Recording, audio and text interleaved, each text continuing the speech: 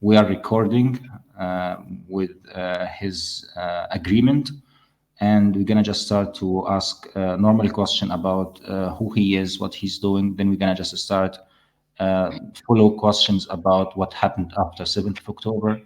And I'm gonna just give the mic right now to Omar to introduce himself. Hi everyone, nice to meet everybody, and thank you for having me. My name is Omar Alrabi, and I'm 26 years old. And maybe introducing myself this time would circulate around what's happening in Gaza. So I've been living in Gaza ever since 1999. I've grew up there and lived there my whole life. Like my whole life revolved around Gaza. So it's always my home and it always will be, despite the fact that I'm now managed to evacuate with my family after approximately 30 days, to be precise, 26 days of the aggression on Gaza. And yeah, I'm here to tell my story and hopefully it reaches some people and impacts some people. And maybe after that, after hearing and what I experienced to me, which is, by the way, it goes to say, without even saying, that 30 or 26 days is nothing compared to 103 days. So I'm ready to share that experience with everyone and hope it really impacts people and moves them forward to be in solidarity with Gaza. Thank you so much, Omar. The first question gonna be, can you describe your life before 7th of October and from 7th of October and forward? No problem. So, starting with my life before the 7th of October, it was basically revolved around simplicity. It was at those times where you wake up, you're energized, and I go to work. And I worked at a program called Gaza Sky Geeks, and I was able to help many people with their tech education in general. And at the same time, I'd go and see my friends in the afternoon, so it's a 9 to 5 job, and then go see my friends in the afternoon, see my family after that, hang out, take walks everywhere, pretty much in Gaza, because what makes Gaza special is the fact that it's a pretty small and confined space. So taking a walk wherever, whenever, like a 1 hour walk would suffice in seeing most of Gaza, which is very beautiful. And going to the beach is almost a daily habit. And the idea of simplicity and how small Gaza is the fact that everyone knows everyone in Gaza. It's not a place where you feel like, oh, that's a huge city and a huge country, and oh my God, there are so many unfamiliar faces. No, it's day one, day two, day three, and then it's me in 1999. I was two years old when I came to Gaza, and then after realizing and reaching that age where I mostly remember my friends ever since childhood till now, all the faces in Gaza are familiar. So basically, it was a very normal, simple life, full of joy, full of very beautiful, simple things. I keep repeating the word simple because simplicity was key in Gaza. Our life was very simple, but yet at the same time, we never complained. We always loved it. And that was so precious about Gaza, full of love, full of happiness, and full of simplicity. And that's all about before 7th of October. And right after that, it was a 180 degrees shift. It was a total different life. It was a life that I think not a single person in Gaza was ever prepared to endure and was ever built to endure. So, no electricity, no internet for the most part. A lot of people lost internet connection from day one, and just continuous bombardment at such a heavy load and on another level so aggressive that you don't know where the bombing is happening and it's happening everywhere. So ever since day one there's no safe place in the Gaza Strip, from the north all the way to the south, east and west, each and every place and everywhere. I was with my mother that day. My father managed to go to Amman, to travel to Amman 2 days before the aggression happened or started. So on the 5th of October, he traveled. And I have a sister. We're a family of four, and my sister is married, and she was at her home with her husband. And then everything started, and the first bombardment that happened that we actually heard, it was literally 100 to 200 meters away from our own home. We live in an 11-story residential building, and we're on the seventh floor. And it was very close. And remember, so much basically smoke erupting and all of it going in through the windows because usually, as per every Gazan, you'd hear that from every Gazan. Everyone has that. Whenever anything like that starts or escalates, we always open or crack open the windows because at the fear of so much pressure from the bombardment, the heavy bombardment, and the glass is shattering and injuring people in the home. So it was very close, and at the same time, it was the first experience for me and my mother to be alone in an aggression. And because Gaza, unfortunately, and with such a sad heart, I say this: Gaza is a history of aggressions, which in nowhere near close to acceptable to anyone. That an entire population of 2.3, 2.4 million living in continuous aggressions. I was in elementary school and the first aggression 2008, and then there's 2012, and then there's 2014, and then the aggressions that happened after that from 2020, 2021, 2022, and here we are 2023. This is the most violent. It's a massacre, it's a genocide, hands down. And at the same time, it's the longest period of time. The second longest was 2014, 52 days. But this one, we're talking about 103 going into 104 now. So my mom and I, after the first bombing close to our home, we started thinking maybe we should go to my sister's house and her husband, maybe just to keep each other company. Four people, I guess, are just better than two. That's such a situation. So the idea that we did not even prepare for what's to come, starting this day forward to today, what we packed were just two backpacks and just like I had two shirts, pants, and just one shoe. That's it. That's what I packed. And my phone as well. That's it.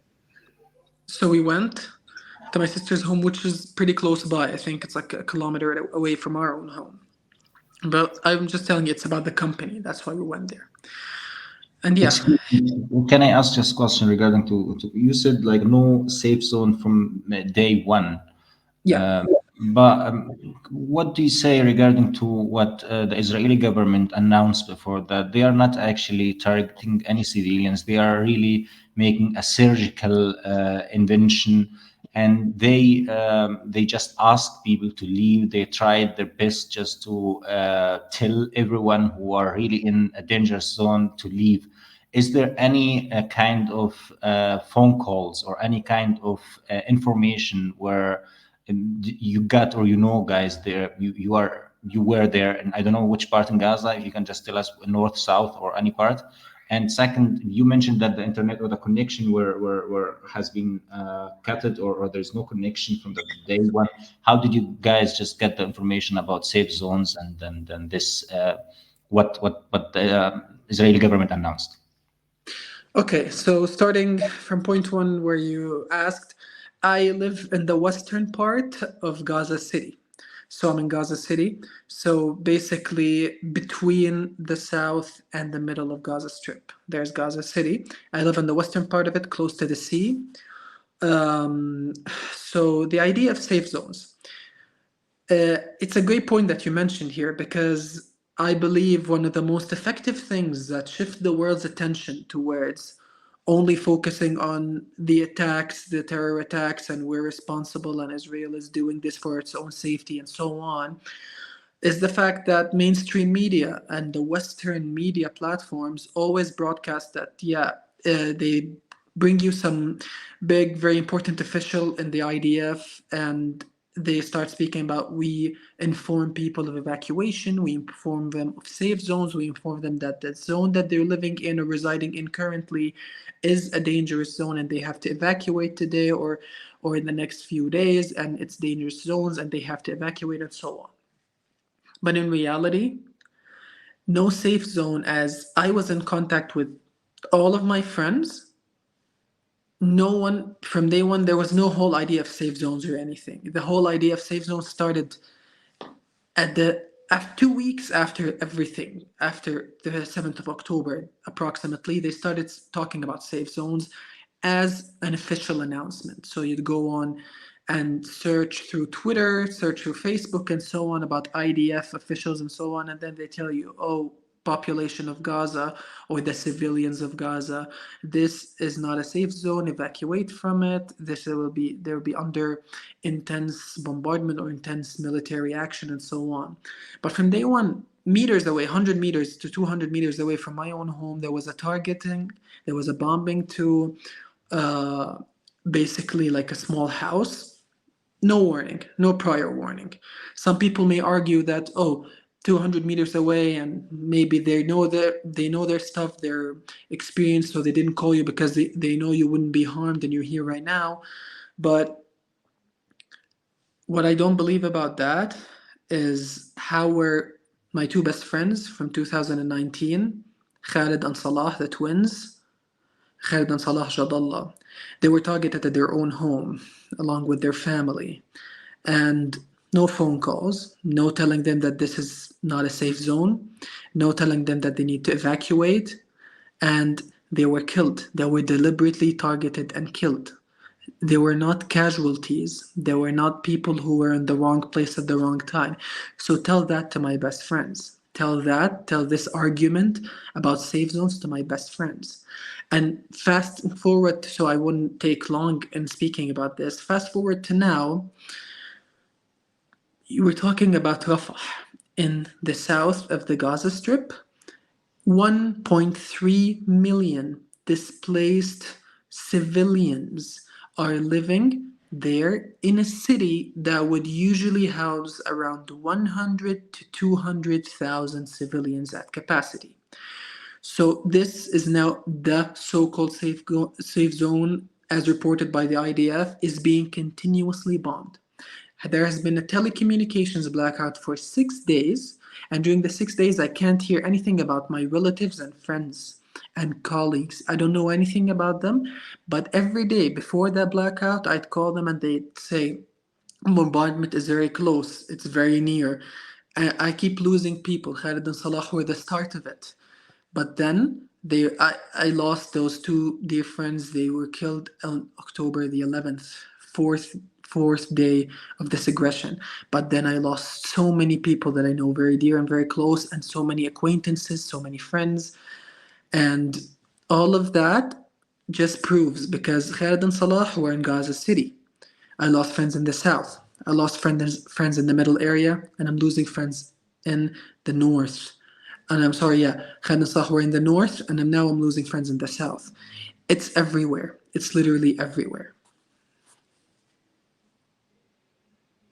I'm so sorry to your loss, and we know how hard war and this time actually is different. I know from my experience and then the war before that I lived just one war, 2008, 2009. And compared to this wars, actually, people in Gaza just said it was just a clash or it was actually nothing comparison to what's going on right now. Can you just comment on this if you feel or if you felt it's different from day one, or if there's any kind of comments regarding to this topic? No problem. So it's it goes without saying that what I'm about to say as a reality of each and every person, civilian in Gaza, this in nowhere should ever just be acceptable and okay to everyone. That right now, from my experience, I'm talking about going through many aggressions, at least four. This shouldn't be a daily conversation between people. This shouldn't be like, yeah, I lived the 2008 aggression. Yeah, I was in the 2012, and yeah, I was in the 2014, and yes, I survived the 2023 aggression and genocide. This is not a normal conversation for people to have. This is a clear violation of human rights, and apparently now human rights, as we can see, only applies to a certain people from a certain background, from a certain ethnicity, and from a certain color. Not everyone is deserved of human rights apparently, because as you can see, Gazans 103 days and they've been crying and pleading for help from each and every person, every official, every person in power, every government, and receiving none. They're receiving, people are saying, yeah, the aid has been increased in Gaza. Gaza used to have around 500 aid trucks entered daily on the good days before the aggression. So when we were talking about 60 aid trucks going in on a day and calling this an achievement, I don't know how can you possibly fathom that this is an acceptable reality. On day one of the aggression, this aggression 2023 aggression, um, you couldn't tell that it's going to be different. You could sense it, but then you would have this thought that no, maybe it'll be okay, maybe it'll calm down, because you're having a mental battle with yourself. You don't want to go and say this is not going to be good, this is going to be the worst, we're all going to die, because if you keep this mentality, you won't survive much days without having mental breakdowns and going into the deepest, darkest places. So we're thinking no, that maybe everything is going to be okay, trying to just make it better on ourselves without feeling that it's going to actually turn out to be hell. And I tell you, you can ask anyone in Gaza, most of them, I speak for myself now, wouldn't tell you that they expected what we're witnessing here today for 103 days, because you can watch literally any scary movie, horror, post-apocalyptic zombie movie, there wouldn't be a town that's destroyed now like Gaza. Gaza is ruins now. Our past, our present, our daily life is ruins. And day by day, it would get worse. The 2021 was one of the toughest yet shortest aggressions. But this one is a genocide, a total genocide. Can you just tell us more about your story? Like you moved to your sister's house. Yes. Can you tell us from this point? No problem. So from day one, I moved to my sister's house. It was also in the west, very close to us, a kilometer away. We stayed together. We kept each other company, me, my mother, my sister, and her husband.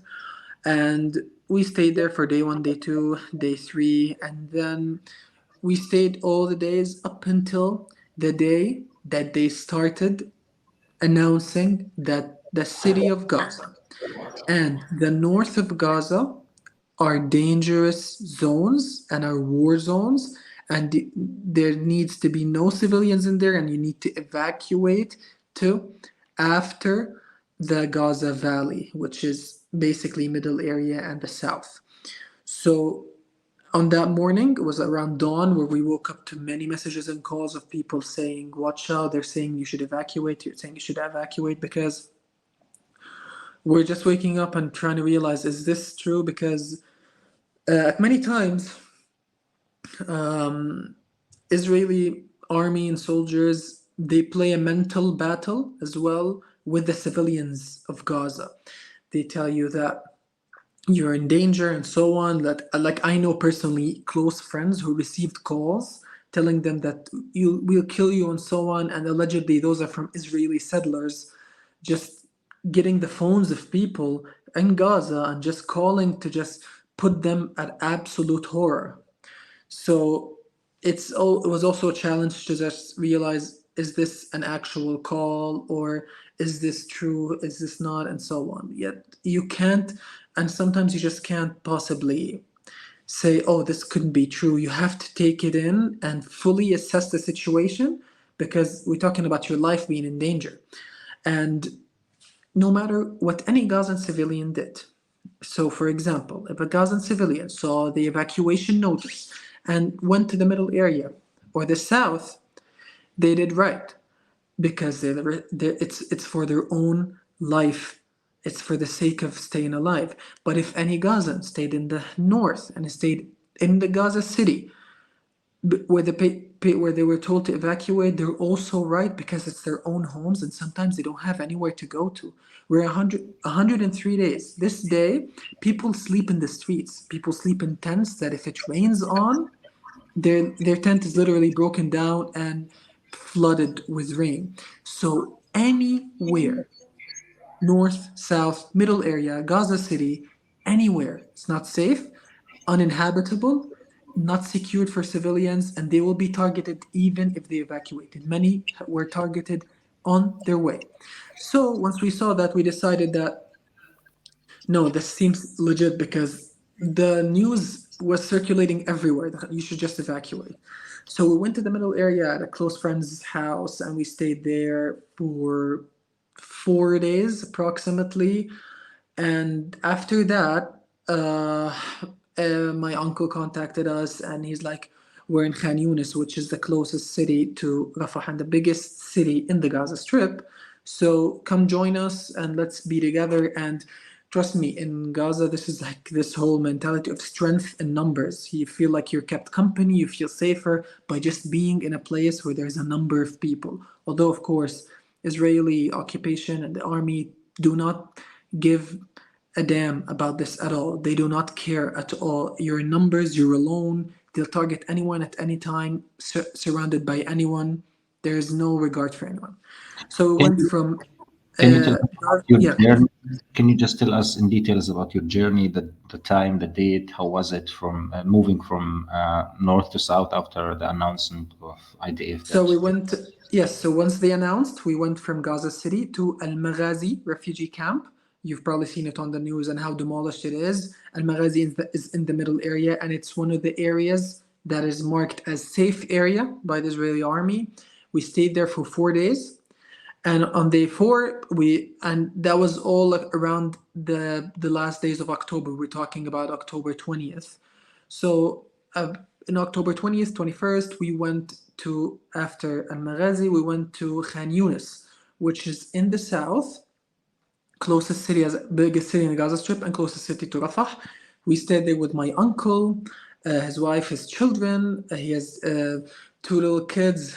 They're around 4 or 5 years old, and we stayed in a house of the relatives of my uncle's wife, and we were around between 30 to 40 people, of men, women, and children, mostly even children. We stayed in that house, and we stayed from around the 21st, 22nd up to November 1st, when we were contacted after contacting the Jordanian Ministry of Exterior to evacuate us, as we hold the Jordanian passport and citizenship, and they managed to evacuate us on November 1st.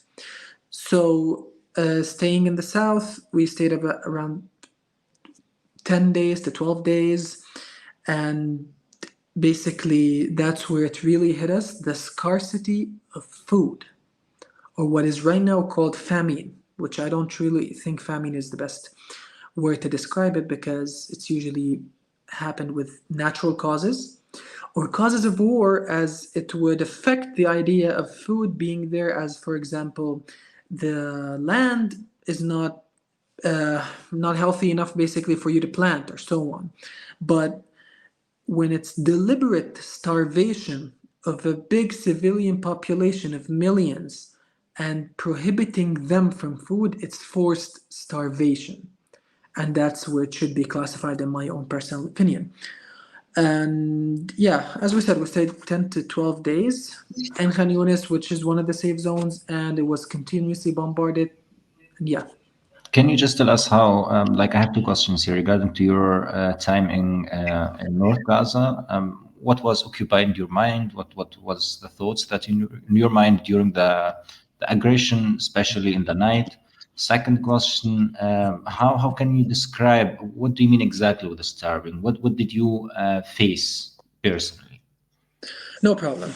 So, going into the mental battle that I endured as any Gazan, and again, this is a perspective of someone who lived 26 days. So imagine what people of 103 days have to tell you. So, when it comes to the mental battle or the mental challenges that I had of what ideas were in my head, is you try to make it easier on yourself and to comfort yourself with the idea that it's okay, we're safe, we're civilians and whatever, because you try to find some sense of morality in the people you're going up against, but there's none. There's 0%. So with each and every day, and this is one of the first times I actually endured so many losses between people that I know that were killed. So with each and every piece of news, tragic news that I get regarding friends and close people and acquaintances, I fear for myself and family even more, because it feels like absolutely no one is safe, but it went from a feeling to an absolute fact. No one is safe anywhere. So basically, you're sitting, if it's full of like what's called drones and F-16s and all that sounds of bombardment. You're constantly in fear for your life.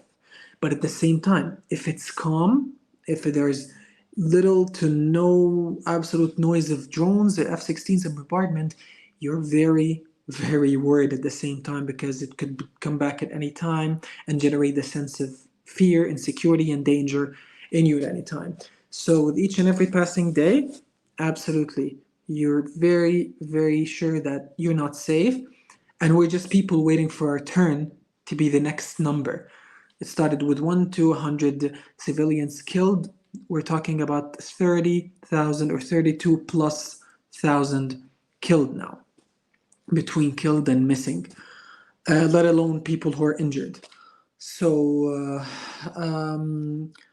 at the same time, when I'm talking about starvation, forced starvation is the first days of war. You could still go to the markets, find some stuff, find some groceries, find some food, find some chicken, find some snacks, and you'd get a big number and stock up because you're not sure what's going to happen or when this is going to be over. So you just need to stock up.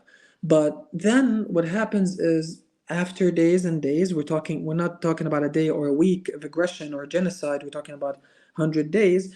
So after going into day 10, many markets were like, we don't have anything to offer anymore. It wasn't just about things being expensive. That happened on the first couple of days. So if you're buying something like a kilogram of something for $1, it starts to be a kilogram of something for $2 or $3 or $4, and it was acceptable because it's a state of aggression. So you're just happy that you found something to prepare and eat. But then so many markets and grocery stores and bakeries were like, we're out. We don't have anything, and that's where it gets to a true level of starvation because you're every day you wake up and you start chasing your meal or a couple of meals to survive. So let alone being in Khan Yunis, which is the most challenging because we're about around 30 people. So we need to secure good enough food for 30 people to be able to eat, which was a challenge each and every day. And water was a whole nother story. You can't actually find healthy water. People are living on water that is less than 70 or 60% clean or filtered. So this is contaminated water, and this basically is hurtful to the human body. And living on it for 103 days, you can only imagine what happens to the people, what happens to the absolute entire nervous system and health system of the people and digestive system. How did you manage to have drinkable water during this time? At the beginning, we just go out and search for a basic app like water. That's like people sell water. So we have people that usually, as in Gaza, as you know, there are water trucks running around the entire blocks, and they have their own horn where you can actually tell by the sound that this is a water tank truck. And basically, they bring that water from the wells, but the Israeli army, day in and day out, started targeting those water wells so they would actually forcibly deprive people of clean water.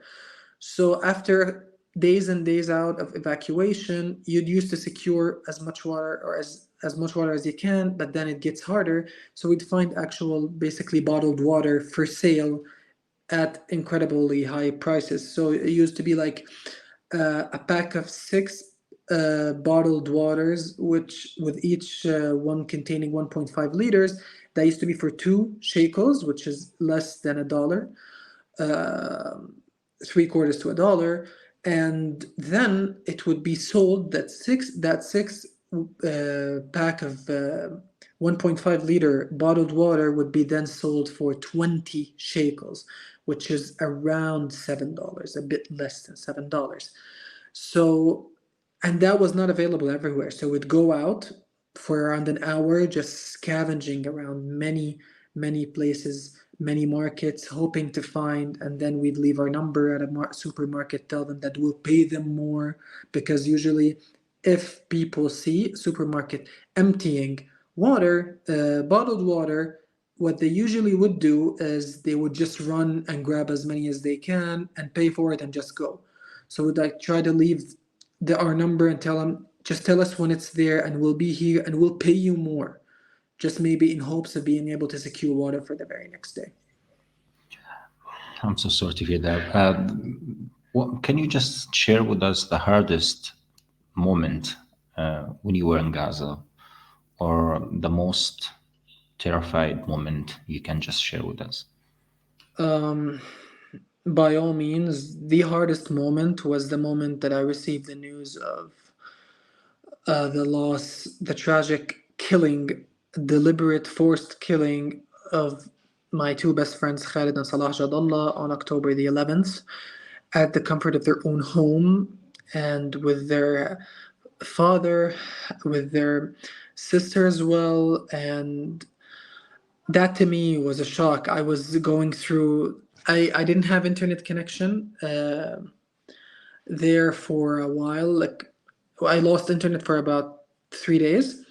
So after getting internet connection, it was just flooding with messages and updates. So I'm looking, and a friend of mine is telling me, Omar, Khalid and Salah, they're killed.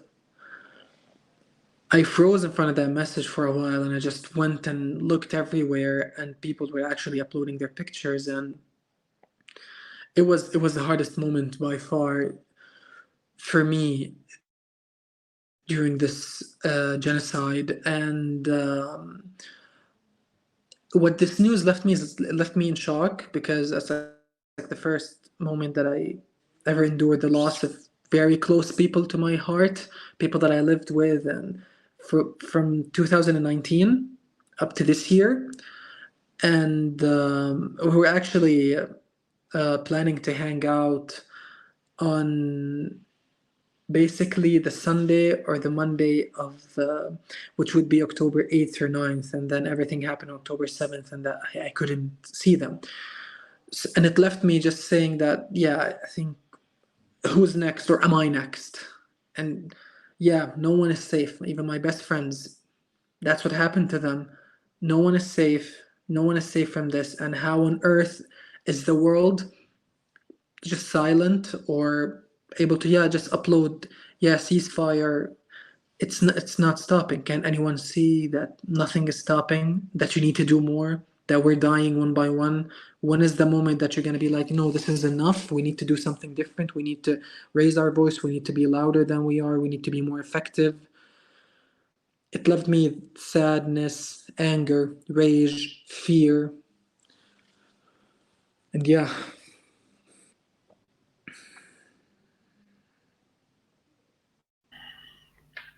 It's really tragedy. Can you just describe how was your feelings, or can you just describe your emotion in that time, and then your thoughts during this period when you know that you lost them forever? First thing I did after being in shock is, of course, weep, not just cry, but weep, because it was not a moment of like, it's there's no taking back, there's no bringing them back.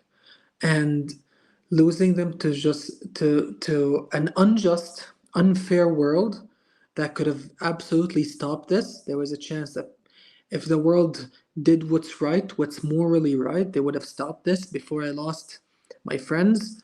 It left me in anger, it left me in rage, and it left me in disbelief that I lost them. And while I was crying, basically all I did was I'd hold my phone and I'd just go through videos and photos of us and what we did and our memories, because this is something that Gazans do specifically to, and it's one form of resistance to us. None of those who were killed, none of those 30 plus thousand who were killed are numbers. They're people with their dreams, their realities. They meant the world to many people. They meant so much for many people. They had dreams, they had hopes, they had a life. They did good by many people. They made people laugh, they made people cry. They were everything to everyone. So we honor them. We hang their photos, we share stories about them, we share our memories with them. And we do this day in and day out. And this is not, I'd never forget them. The moment that, on, for example, if a ceasefire happens today, doesn't mean I'm gonna forget them. It doesn't mean I'm gonna forget them tomorrow or the day after or a year or 10 years later. What we do is we make those people, loved ones that we lost, were killed, survive in our memories and our hearts and forever, and we tell their stories and we tell their hopes and dreams to anyone. Can you describe us how this word just affect your life until now, like since the 7th of October, how your life has been changed? So I went for from someone who has their home to someone who evacuated their home, and we know that multiple artillery shellings happened on our residential building, so we don't know how much damage is done to our home or if our home still stands or not. So I went from someone who had the comfort of living in their own home to someone who's away from their home for over 100 days. I went from someone who can see their friends on a daily basis by just a message or a phone call to someone who can't see their friends. And now, not just can't see them, it's been 6 days since I last heard from my friends in Gaza. I went from someone who can go to the sea in a literal less than 10-minute walk to someone who only sees videos and pictures of the sea and says, yeah, I miss it. And someone who I went from someone who had work and had aspirations and dreams of a future, someone who was attempting to build a future, to someone who has no clue what they're doing anymore or what to do with their life, to someone who had the life sucked out of them. I used to have many hopes and dreams, and now I just want this to end, and I just want to reunite with the people, the loved ones, and just be able to know that they're safe and they're okay. And I'm absolutely out of energy, and I'm facing the so-called survivor's guilt. It feels it weighs heavy on me, the fact that me as someone who managed to evacuate Gaza after 26 days, but I left so many loved ones in Gaza, enduring what's happening on a daily basis. That feels wrong. That feels bad. It does not feel right. This is not something that, yeah, I'm happy that I walked out of there alive and my family's alive. I don't care anymore. No, this is not the case. I think this is, to me, I'd rather be there with them, enduring the danger and possibility of being killed and the scarcity of food and water, same as them, being in the cold, same as them, rather than just being here in in any place of the world other than Gaza where people can live normally and just go on about their days while literal people, the vast majority of them are women and children, which I'd also like to comment on that. The vast majority of them are women and children, and that shows you how they're deliberately targeting civilians. But let's never forget our Palestinian men, because it's not that's not the mainstream. Let's leave the mainstream media story that if other than women and children and elderly, the men are or whatever you want to call them, terrorists or part of the armed militias. That's not. Palestinian men are also civilians. My friends, my many friends who are men and males, they were civilians. So this argument stands absolutely untrue. I totally understand.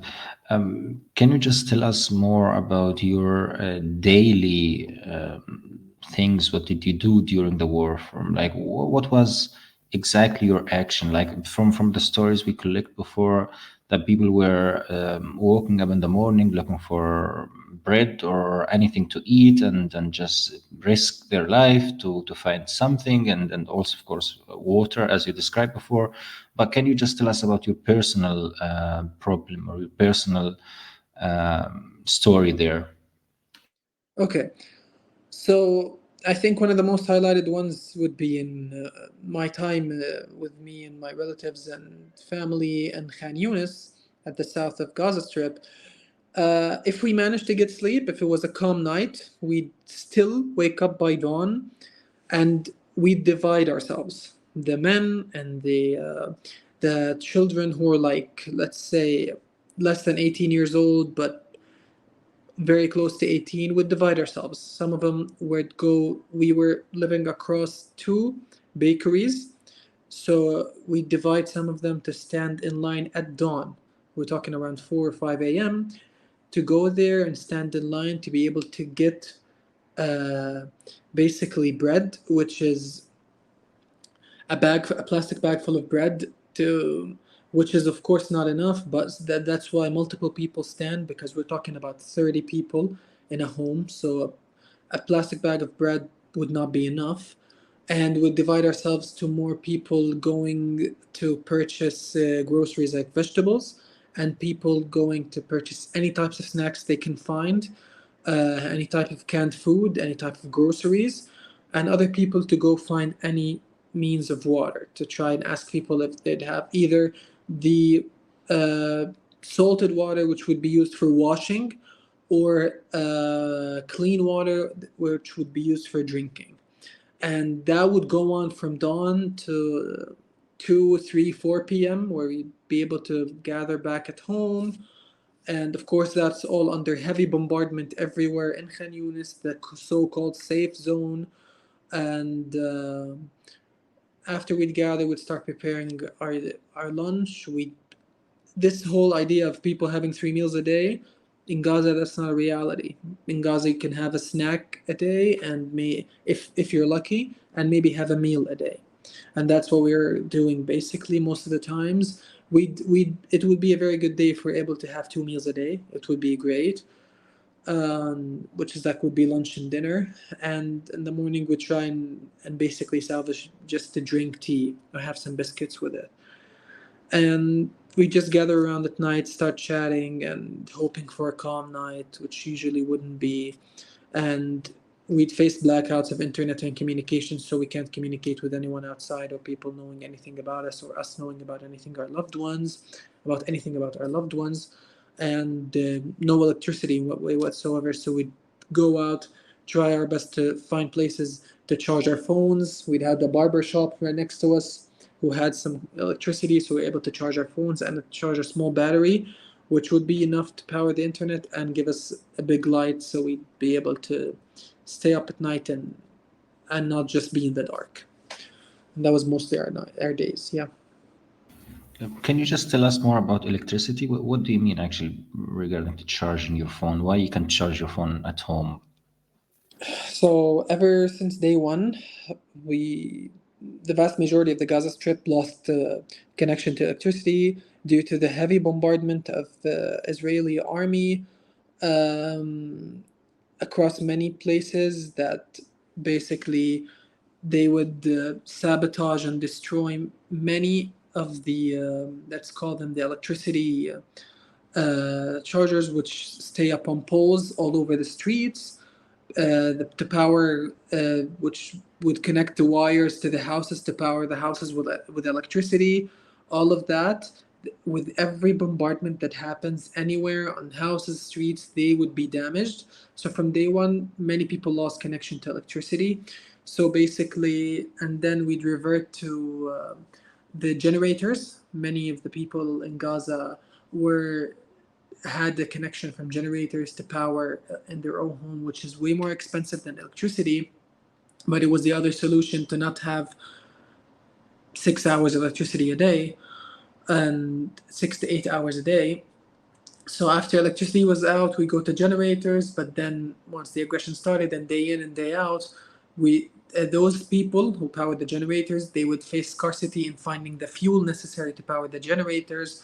So they used to power them all the time, and then just charge you for how much you used. And then they started powering them for a limited amount of time, just so they could save up and be able to power you for the next days. And then there was no fuel, so no more powering generators. So we'd stay on batteries that used to power internet, a couple of lights, and then we charge our phones. But then at the same time, even those, you have to find places after that full any source of energy is out. You try to find places that would be able to charge their phones, like the bakery, like so on. You'd go on and hope that they'd accept that they would charge your battery for you to charge your phone on and turn a light on. and just be able to communicate with the outside world and actually hear the news. Can we just talk a little bit about something we find out actually that it's strange during our interviews that people were suffering to go to bathroom or even just to have a shower. Did you face any kind of struggle regarding to this topic? Absolutely. So when we're talking about 30 people in a house that had two or three bathrooms, and with the scarcity of water, it would get to a point where when you go to the bathroom, we're talking about a big number, so the bathroom is not available at any time that you need it. Let alone to save water, you wouldn't be showering whenever you feel like it, because it's not only you or a couple of people in the house. We're talking about 30 people, and we're talking about limited resources of water. So basically, you'd have to time your shower to be once every 2 weeks or something, or once every time they would be able to refill the water tanks. You'd have to, and your shower wouldn't be the comfortable shower of you showering and relaxing and so on. No, just give yourself a timer of 2, 3, 4 minutes max to just be able to just basically put some water all over your body and just feel a bit refreshed, and then that's it. That would be called a good enough shower. And when it comes to bathroom, the idea of even flushing the bathroom is also such, it's such inhumane conditions that when you're living with that many people, you can't just flush the bathroom at any time, because all of that takes up much of the water that is in the tanks, and you know that it's not guaranteed for you to be able to find sources of water that easily. So sometimes people would go in, and then basically you'd have to time your showers, you'd have to time going to the toilet. It was very inhumane. It's no condition that any human being should endure. It's no condition that the world itself would call for, and it's unjust that the world let this all happen for that much, for that long of a time, 103 days. Well, can you just tell us about your deepest fear during the war, and if there's any moment where you felt, that's it, I doubt that I'm gonna survive?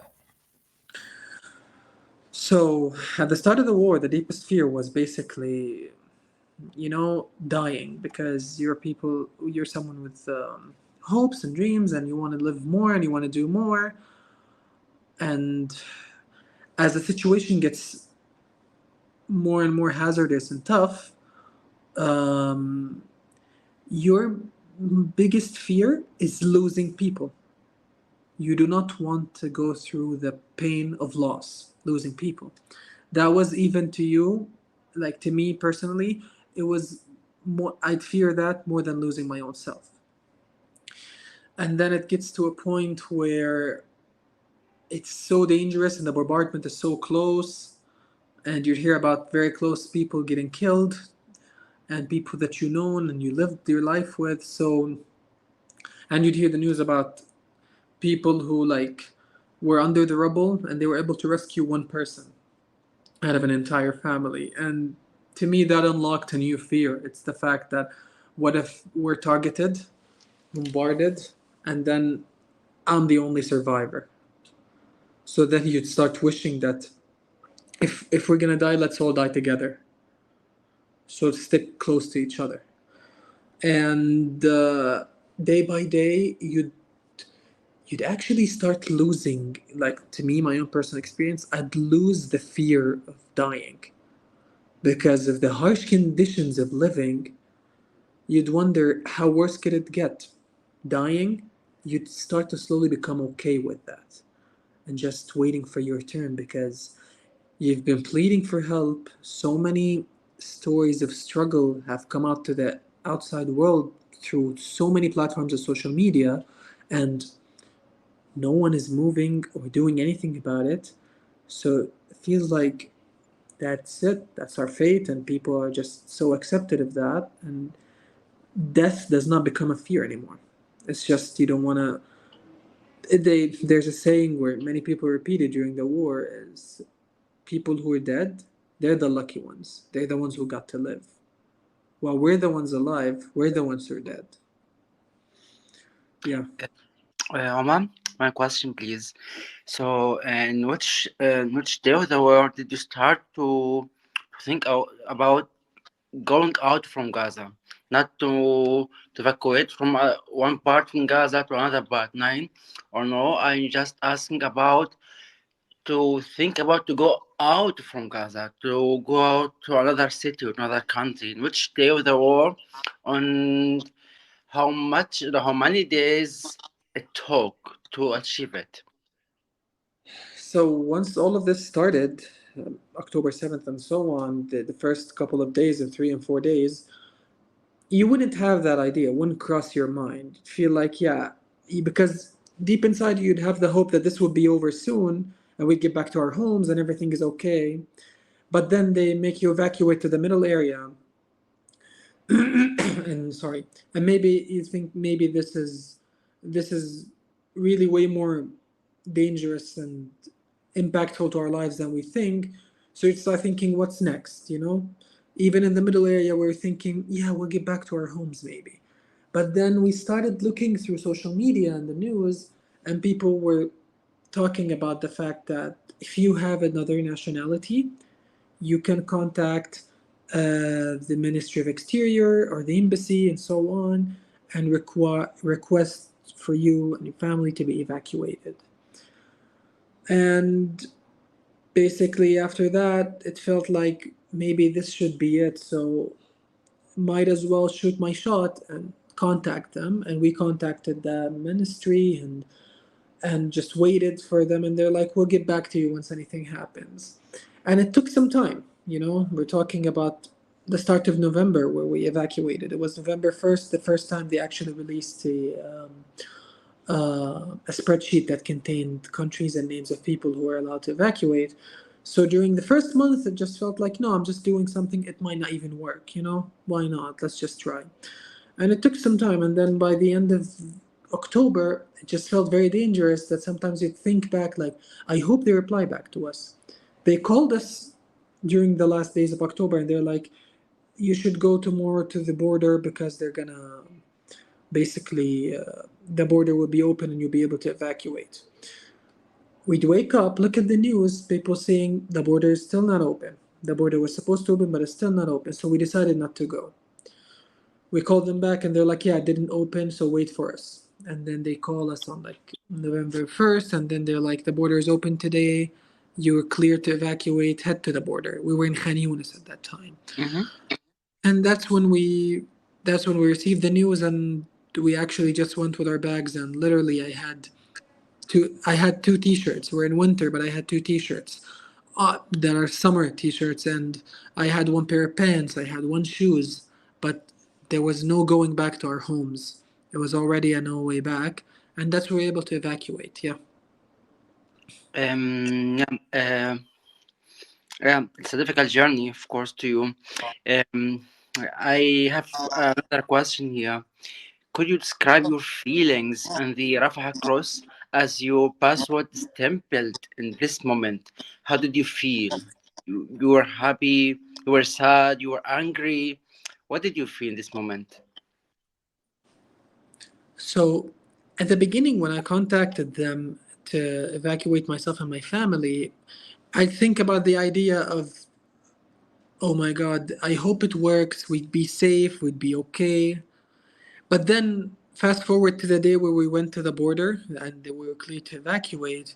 We went inside the lobby, the waiting hall, and we were waiting. And it hit me on my mind like, what if they stamp my passport and I just go and I'm leaving everyone behind, and that's wrong. I don't feel okay with this. I don't feel like I made it out because I feel like I physically am safe, but mentally, on a spiritual level, I'm still in Gaza. I'm literally still in Gaza. Everything in Gaza concerns and means the world to me. So once they stamped my passport, it felt it really felt sad. In no way did it feel okay or a sense of happiness or relief, Hmm. because at that point it felt like physical safety is not even close to important as Hmm. the safety of everyone in Gaza and the loved ones in Gaza. I understand. Um, Another question here too. So I think that the beginning of 7 October it was like a nightmare, a horror. I think. So you are now out of Gaza.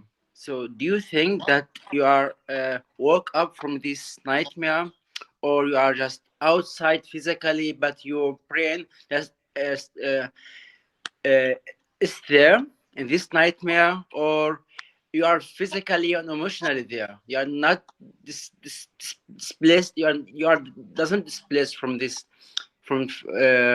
nightmare.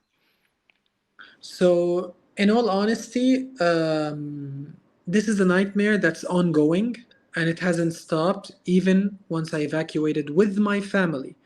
Like to me, I'm one of the lucky ones. Many people evacuated, but their family is still there. Many people are outside Gaza and their families are in Gaza. And I feel and I feel lucky, but at the same time, I don't feel happy. This is an ongoing nightmare, and it will never end unless there's a ceasefire and I'm actually able to contact my loved ones and make sure that they're okay. And as much as physical safety used to be important when I was inside Gaza, it means nothing when I'm outside Gaza. I'm someone who's still displaced. I am displaced. I am under, I'm displaced in better conditions. So I do have water and food and electricity here, but it all feels like huge guilt. It feels wrong to have this thing I while understand. my loved ones in Gaza don't have that. And so I'm still displaced up Mm-hmm. until I am sure that my loved ones are in Gaza are okay and I can get back to my home. I have a home there. Mm-hmm. I understand. So, uh, I I understand what you mean by survivor guilt, but guilt itself, it's like something like it accompany other thoughts or other emotions from feeling sad, feeling depressed. It comes out. Some people out. It would be combined with guilt feeling. Um, but I would ask here too if you tried to do something against your guilty feeling. Um, so after I evacuated, like I used to be someone who loved to travel and loved to explore other parts of the world, but now there isn't any joy in travel. Like I'm in Amman. I'm in a place that's lively. I'm in a place that's rich with people, with things to do, with fun things and activities. I don't want to do any of this. It all feels lifeless. I used to love to go to places and try new things, try new food and shop and get new clothes. I do not want to do that, and I don't do that, and I don't care about that, and it feels lifeless to me. And it will, I think it will continuously feel lifeless to be able to move on. There is no such a thing as moving on. That you cannot move on in any way whatsoever. This is something even after the ceasefire, us, the citizens of Gaza, we will not move on from because it's not a destroyed building. The Mm-hmm. Gaza Strip is over 70% of the buildings in Gaza are destroyed. Mm-hmm. So I can still see it that there are so many videos emerged of so many places that I used to visit with my friends and family that are now turned to ashes, and I can't quite believe it. So as much as I'm in disbelief, I can't imagine once I get back to Gaza and see this destruction how I would feel towards it. Okay. So you are now in Amman, um, Yes. another country, a big city. It's very different from Gaza. The buildings safe, no bombings there. But is there something in your daily life that remember you in Gaza that you say on or you feel or you watch or you hear on that uh, directly come Gaza to your mind? So to be clear, ever since I'm out of Gaza and in Amman, I went out and evacuated.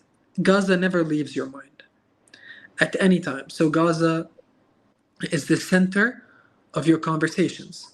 Gaza is exactly where your mind escapes to if you ever wander or just wander off on your mind or gaze into nowhere. Gaza is there. The news channel is always open on our TV. We do not go to NBC or movies or entertainment or comedy, or it's always on the news. We're waiting and hearing, receiving updates. I open my phone and all I do is go to my friends, message them each one by one, make sure that they're okay. I go and check the news outlets and channels all over social media. I go to social media and I see the stories and posts of people and I post about Gaza. So Gaza is everywhere, and Gaza is always the center of the entire purpose and being in me and my life. Gaza will always be there, and it's not something that I can just move past from. And I still strive to get back to Gaza after this is all over and the chance allows it. And at the same time, in Amman, many of the companies, people, brands, they show solidarity with Gaza. So you can see Gaza and the Palestinian flag, and many of the heroes have been reporting on the ground from Gaza everywhere around you. So I'm Do in you, a say do you try basically. do you try now out actually to seek places or friends that seems like to be in Gaza, or to talk, or they're talking about Gaza, or trying to go out to run out from these places on friends? You'd have those two types of people in your life. So there's the type of people who made the decision that once the chance allows it and everything is over, they want to leave Gaza. And you can never blame them for that because they've endured so much and enough that they want to find somewhat of a safety because the world let them down and they won't let them live where they belong in safety. But there's the also the other type of people who are still want to still be in Gaza after everything is over. And those two people you cannot blame.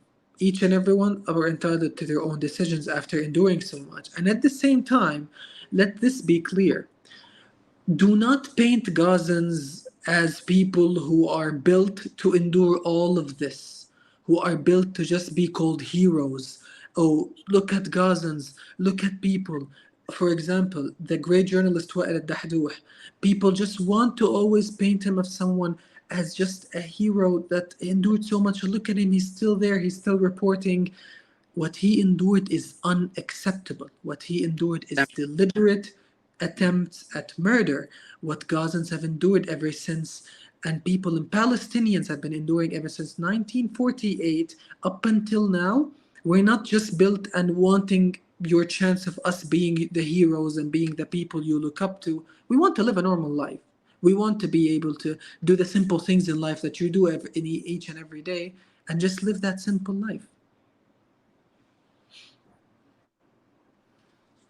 I think we are reaching like we're gonna just finish, but I have just a question before we finish. What come to your mind when I say Gaza, sea, home? Can you describe these words? Like what come to your mind? So when we say Gaza and sea and home, so the first one is Gaza and the third one is home, and they both, to me, mean the same thing. Gaza is home. Gaza is the place that I love and I'm so used to, and I choose to be in. I choose to endure the simplicity of being a person who lives in Gaza and who sees Gaza as the biggest, most modern, beautiful city in the world. It does not have to have the shining lights, the big towers, the malls, the brands, the planes flying all over it, this the celebrations all over Gaza, by the simplicity of literally connecting all of this, these two words, Gaza and home, to the second word, which is sea, that made Gaza so special. It was going to the sea, the calm place, the place where you can escape from so much that's going on in your life and just feel like you're at a place of serenity, you're at a place of calmness, you're at a place of peace and tranquility. And seeing all of this, Gaza is my home, and I'm someone who's lucky enough to be meters away, like where I live in Gaza city. I'm meters away from the sea, And that means the world to me. And I'm lucky enough. And all of this will always be circulating around me. So do never think that by everything that's happening, I'm gonna turn the page on Gaza and forget what Gaza is. Gaza is my life, and it's been circulating ever since I opened my eyes, and ever since the farthest memory I remember from my childhood to now, it all circulates around one thing in common, which is Gaza. Okay. Omar, the last question from my side. The word from the city Gaza. When you hear that word for 7 October, what was the thoughts that come to your mind, the feelings that come to you that you feel for 7th of October, and now when you hear Gaza, how do you feel now? What are the thoughts that come to your mind now?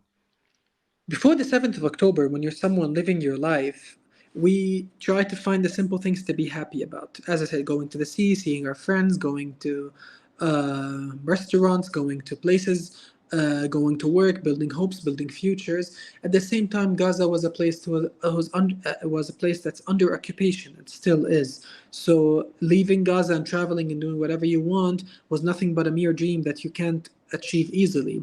You'd go on and see different cities and all over social media having so many things, having so many privileges, having electricity. Electricity means nothing to people here because they have it all the time, and you don't have it except for 6 to 8 hours or 10 hours a day. And the fact that the simple things in Gaza that we're also missing, that makes us appreciate it once we're out of Gaza. Like, I appreciate the idea that there's electricity, but I'm saying, why not in Gaza? I appreciate that there's high speed internet, but why not in Gaza? I appreciate that there are so many brands of restaurants and clothing, but why not in Gaza?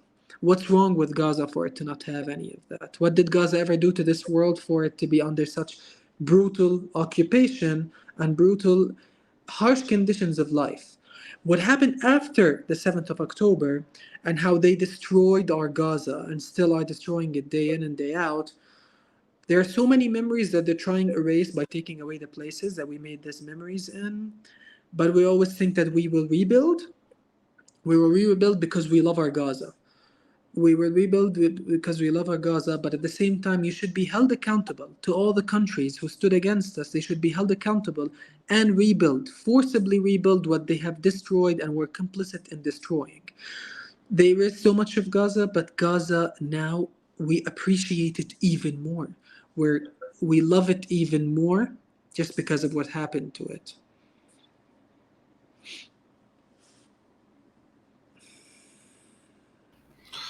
Do you have any message you wanna just tell to the world? I'll try to make it as short as possible, and I hope it reaches so many people. And I hope at least it changes anyone who hears it. Gaza really needs you. Uh, we've been trying to give you so many educational lessons about Gaza and the history of Palestine. You have to do your research and to know more about us and our struggle for liberation and our struggle to stay on our land and the resistance we have been doing. You have to educate yourself on how to help the people of Gaza and Gazans. We have given you so many ways. We have told you to voice your cause for a ceasefire and a free Palestine all over social media. We still need you to continuously do that. This is not a trend where you can do it for a week and then stop it. You need to do it each and every day, and especially also after all of this is done, to continue your cause for a free Palestine and for the Palestinians' rights. We've given you the lesson of boycott and how effective it is to boycott. The idea of boycott, people, is very effective. I'm not sure how tough it is for you to change your cup of coffee from a company that funds genocide to another company that doesn't do that. How tough could it be when every time you do that, just remember that there's a child who's literally targeted and who's killed. They tell you that there's a statistic that says that around 10 children daily lose a part of their body. So when you just think about that, just think about how effective could you be to just not shop from here, but from another place. You have so many alternatives. We're not telling you to quit some kind of oxygen. We're telling you that there's a cup of coffee, get another one from another company that doesn't fund genocide. This piece of clothing that you like, you will find thousands others from a company that doesn't fund genocide. Your effective boycott, why do we do that? We do that because boycott hurts the people who fund genocide, who put themselves complicit to this genocide. And at the same time, you're protesting, and that's amazing. But at the same time, think about the idea that your voice is heard and you're impactful. No matter how many days this goes on, keep doing it because we need you. Because as soon as you turn a page and decide to start ignoring Gaza, at the same time, those are the times where killing becomes normal and our life becomes worthless. So be there for us. Well, thank you very much, Omar. I appreciate your time. I appreciate that you share your story, and I want to just cut here, like the recording.